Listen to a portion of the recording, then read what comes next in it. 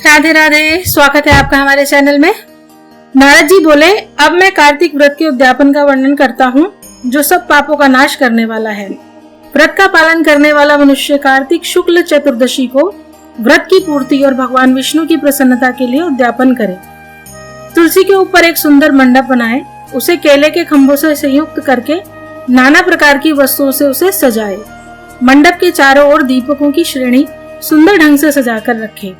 उस मंडप में सुंदर बंधनवारों से सुशोभित 4 दरवाजे बनाए और उन्हें फूलों से तथा चमर से सुसज्जित करे।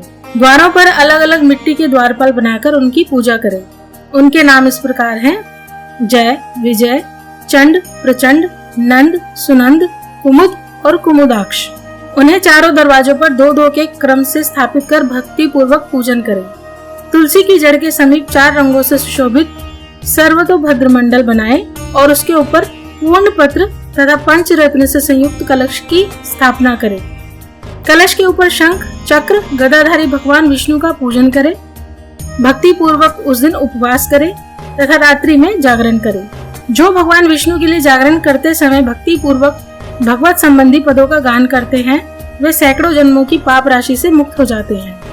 जो मनुष्य भगवान के निमित्त जागरण करके रात्रि भर भगवान का कीर्तन करते हैं, उनको असंख्य गोदान का फल मिलता है।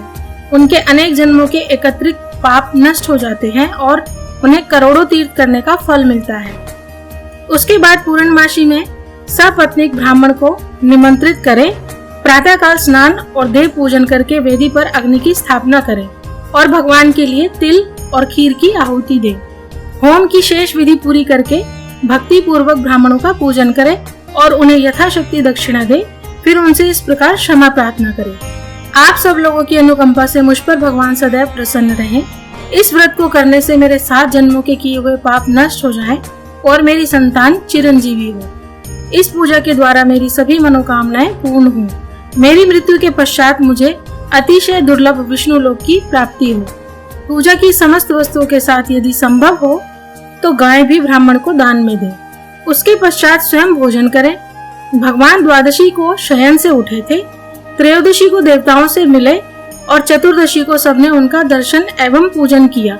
इसलिए उस तिथि में भगवान की पूजा करनी चाहिए। इस पूर्णिमा को पुष्कर तीर्थ की यात्रा श्रेष्ठ मानी गई है।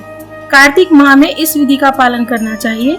जो इस प्रकार कार्तिक के व्रत का पालन करते हैं वे धन्य और पूजनीय हैं।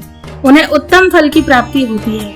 जो भगवान की भक्ति में तत्पर हो कार्तिक में व्रत का पालन करते हैं, उनके शरीर में स्थित सभी पाप तत्काल नष्ट हो जाते हैं। जो श्रद्धा पूर्वक कार्तिक के उद्यापन का महात्म्य सुनता या सुनाता है, वह भगवान विष्णु का सायुज्य प्राप्त करता है। इस प्रकार कार्तिक मास के 8वें अध्याय में नारद जी ने राजा पृथु को कार्तिक व्रत के उद्यापन की विधि बताई। जय जय श्री राधे।